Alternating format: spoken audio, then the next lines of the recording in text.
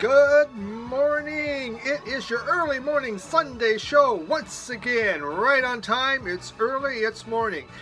This is the channel where the massacring of English grammar is truly a passion. It's something I do, I think, better than anybody else. So, as usual, a number of different things I want to show this week. Getting ready for the whole Christmas thing. Pretty exciting stuff here. So, let's just get right into it, okay?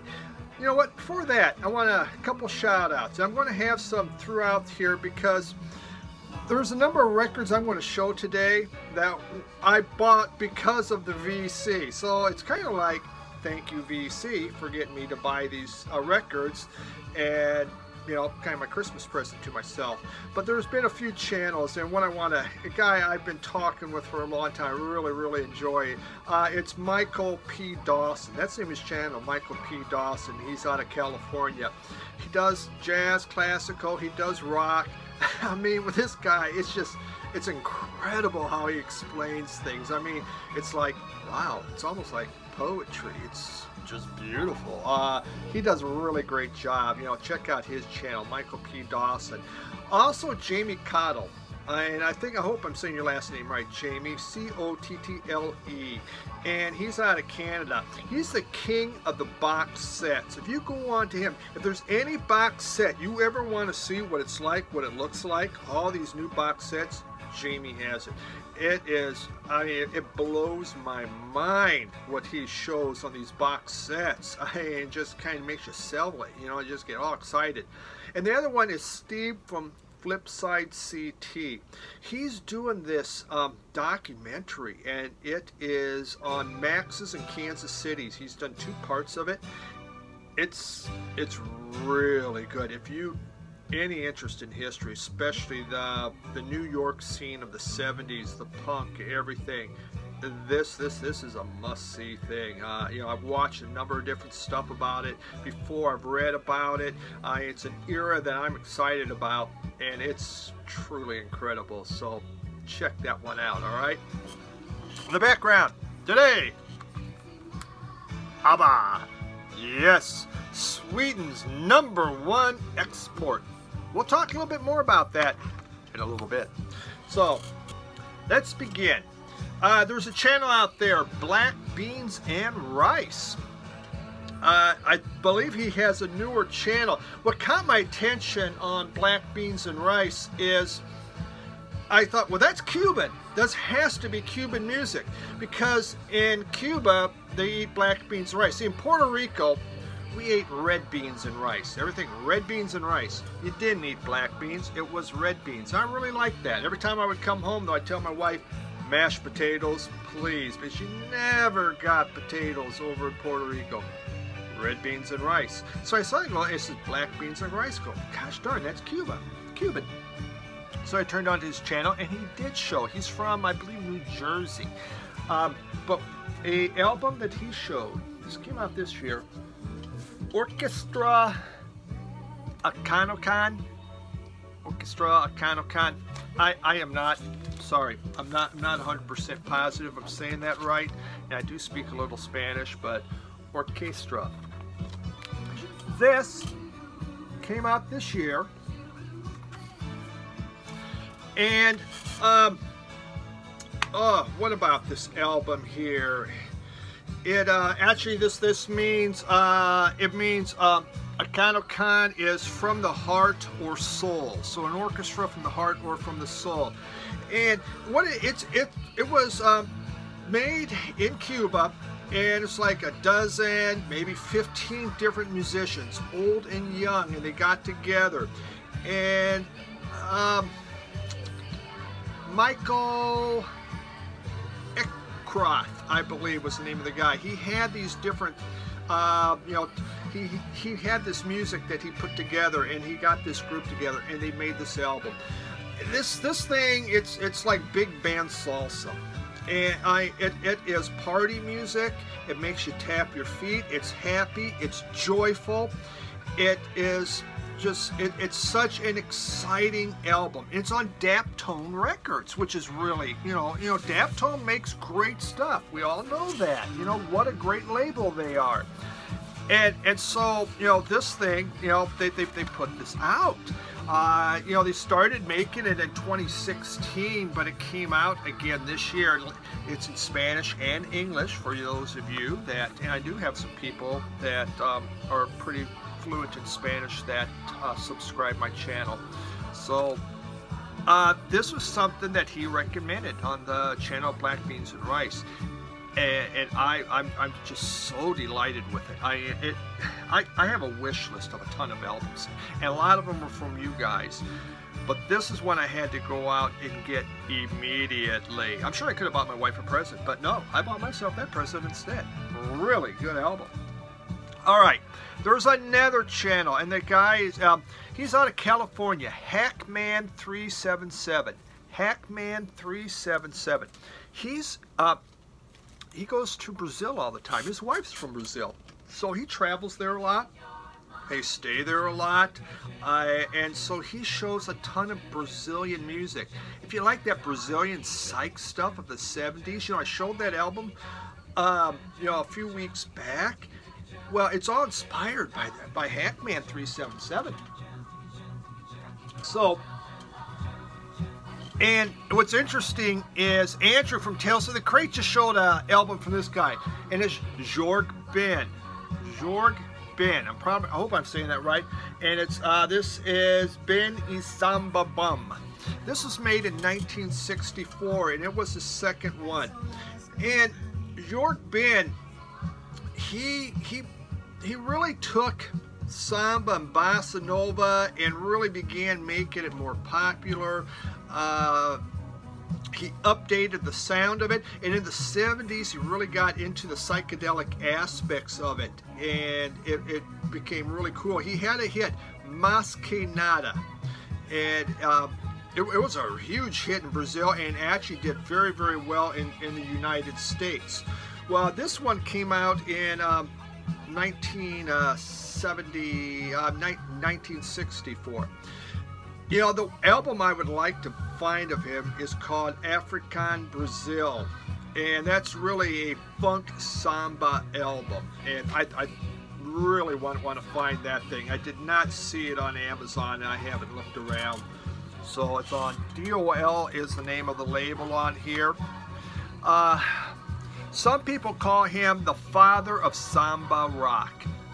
And I think he's still alive, and he's still making stuff, I believe. I know into the aughts he was still making stuff. So the father of samba rock. This one is more just straight samba, a Brazilian samba.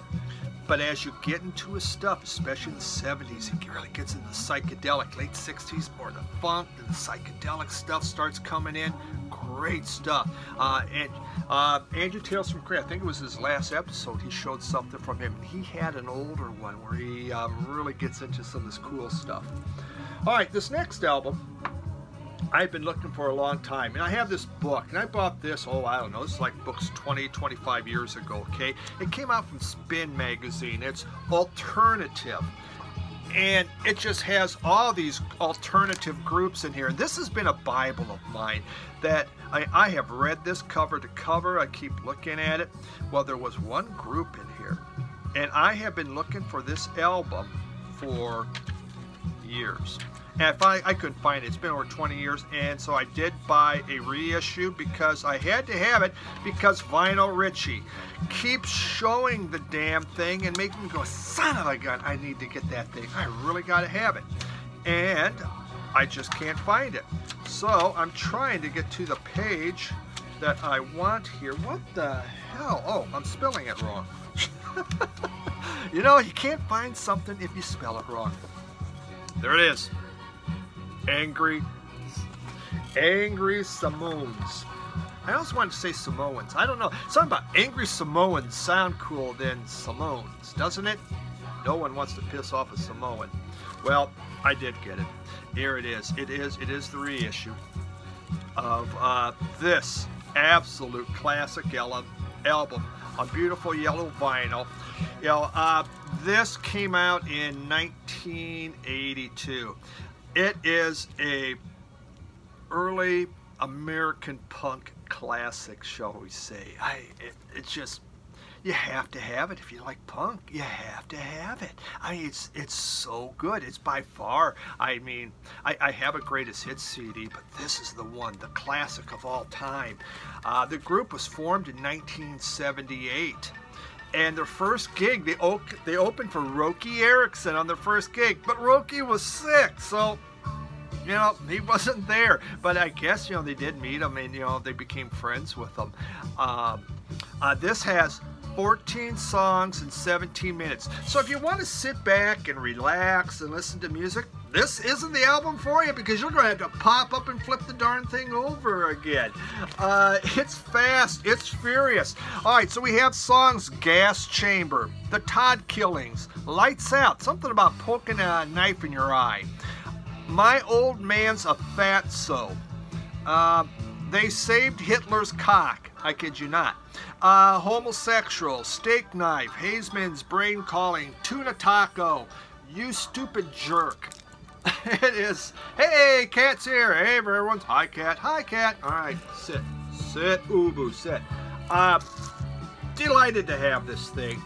Just, it's superb. Hey, I forgot to put up my board on words to use, but I did add superb and superfluous, super duper, and well, someone gave me supercalifragilisticexpialidocious, but that was too long, but fantastic album. All right.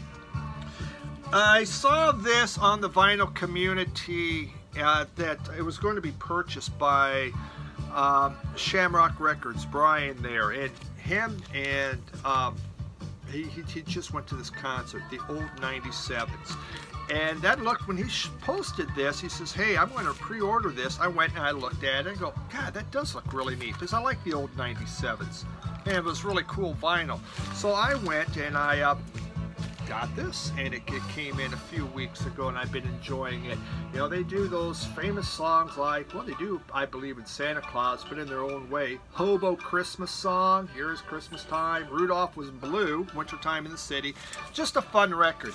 You know, I don't have a lot of Christmas in vinyl, mostly CDs. I've discussed that before, but you know, you always get the memories. And you know, I was listening to this, I was thinking back to, you know, one of my at Christmas time, it's the faces of the children that warm your heart. So I was always trying to do something to get a different kind of face off them. And there was one year I went and I just found stuff they weren't messing with anymore. They weren't playing with. There's things still in packages. And I wrapped it all back up again. And then I went and I found stuff that, you know, we got when we were married. I wrapped it up for my wife. So Christmas time comes down, and there's all these packages. My wife's going, wow, I mean, where'd all this come from? I go, you know, yeah, I went out and I bought some extra stuff. I just thought it would be fun. So, yeah, and here's the key. When you do that, on the label, you have to try to change up the handwriting. Otherwise, they know it's you right away. You know, that's Dad's handwriting. So you have to change it. And then you put down, you know, this came from Grandma. This came from your mother. This came from your brother. You change up the different people to really try to throw them off base. Always best use relatives that don't live in the house, because they don't know what the heck their handwriting looks like. And why are you giving me a kiss? Okay, Cat is licking my chin right now. So all these presents are there, and they start to open up, and they're just looking and go, oh, you know, and that's the best part. It isn't the wow, it's like, huh? And you know, well, I have this already. What this? Why I got this again? It was beautiful. It was one of the most wonderful Christmas. And my wife got some of those old wedding presents. She's just scratching her. Why did I get this? Finally, they began to figure it out. But if only I had a video camera for some of those things, it would have been beautiful. But great thing for Christmas. Give that one a try. All right, let's move on here. I think I must have seen this on Vinyl Community. I don't know, or somehow I read about it. This is called, the name of the person that, well, she calls herself C. Olina, and the name of the album is called Shallow. Olena. The name of the album is called Shallow. She is out of Saskatchewan, and she's pretty young. 1991 she was born. That's very young, okay? And her real name is Charlotte Loseth. I believe I'm saying that, Loseth, the last name. This is her second album, and I've always seen that she has 2 albums. This came out in 2014. It's really ambient. Electronic, ambient, a lot of piano, a lot of strings. You know, if you think back to Julie Cruz from Twin Peaks, you know, remember her songs on Twin Peaks? She did Floating, and she had a couple albums that came out. It was this ethereal voice that's out there. That's what this is like. It's absolutely beautiful. I was really impressed with the whole thing. Why are you licking my freaking shit, kid? What is wrong with you? God bless it. So, he's going to bite me, you know that. All right, so it is a, hey, settle down, Dad, dude. Great album. And fun listen to, really did enjoy it. It's a little creepy, got the blood on the finger, you see this, you know, are they related or whatever. Super ambient, very nice. All right, next. All right, so now these next 3. I completed what I've been looking for 3 different artists. A couple weeks ago when I was in West Virginia, I hit 2 places and I found 3 albums that completed what I've been looking for. First one, Under the Black Sun by X. Yes! Unbelievable. I have it on CD, but not on vinyl. I finally got X, everything I want on X on vinyl. That's the first 6. This was their, I believe, their 3rd album, 1982 it came out. A little different. The lead singer, Exene, I'm sure I'm saying that wrong, but her sister Mary had died, and so this is a little, there's some darker songs on here, you know, she was, you know, as she did some of her vocals and songwriting, a little bit different because of the death of her sister, but still, I mean, this is another one of those essential X albums. Los Angeles is by far the first. I think it came Wild Gift, and then came this, so that was a great pickup. Then, to keep as we were completing, we had Van Morrison, Tupelo Honey. This, now I got all Van Morrison through the 70s and 80s on vinyl. Finally, look at that little guy. You know, that's one of the crabbiest people out there. This guy just never seems to be super happy. If you were a reporter, you had to interview him. You know, it's like, you know, trying to interview the devil. It just, he's not friendly. His concerts can be something, but the music is incredible. This has Wild Wild Nights on it, and this was 1971. It was his 5th album, and finally, there it is. I got it. So now all Van Morrison through the 70s and 80s on vinyl. I had, you know, pretty much everything on CD. Again, trying to get the vinyl. And then, here it is. The big one. You ready? Abba. Yes, the Abba. That's that title. You know, they had Waterloo before that. This has been eluding me. Of all things, I have not been able to find this Abba album, and so quite excited. Which brings me to this cool shirt. You're saying, Steve, did you get that for Christmas? That shirt is awesome. You are right. This is this album came out in 73, okay? And it brings in dance and disco and stuff like this. This was from, my mother made this, 1976. I was in the swing choir. Yeah, I actually can sing some, believe it or not. You wouldn't know it anymore, but so in swing choir, you know, you had 6 guys, 6 girls, 3 tenors, 3 basses, 3 altos, 3 sopranos. Well, we had to all have dressed the same for the concerts and that, to go out and do whatever. And you know, it's like, oh, really? Yeah, it's one of those things I didn't want to be in, but they needed another tenor. She goes, well, would you do it? Oh, okay. So, my mom had to make me this cool shirt, 1970. I'm fitting it. Now, these buttons may pop off pretty soon. I don't know. But look at that. If that don't speak 70s, I don't know what does. You just kind of dancing queen, ba, ba, ba. I mean, this is a pure Abba type shirt. And it is, put a match to this thing, I will probably go up in flames. I'll look like a dried Christmas tree. It's a silky and very, very nylon. So, there we go. That's, yay, swing choir and my own homemade shirt. Never could get the collar right, but damn, I look cool, don't I? And there's no rock shirt this time.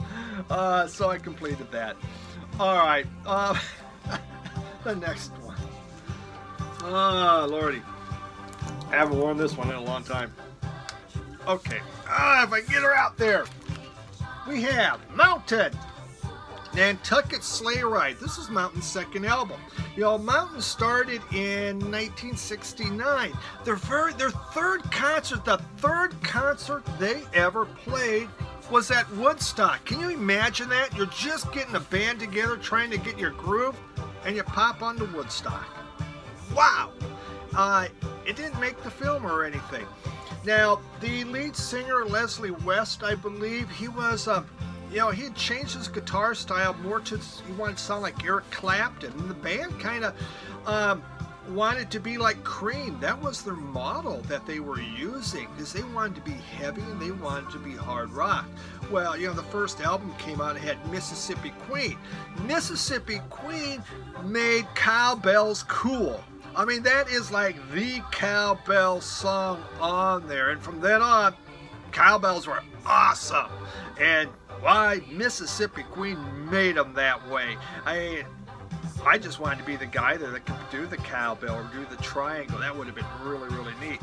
So what really caught my eye on this isn't like I'm like this giant Mountain fan, but it had the picture still. So look at this.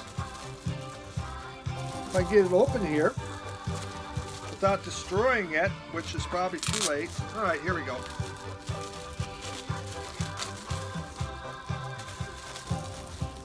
I was going to show you these pictures, but obviously I seem to be too stupid to open it. Here we go. All right, all right.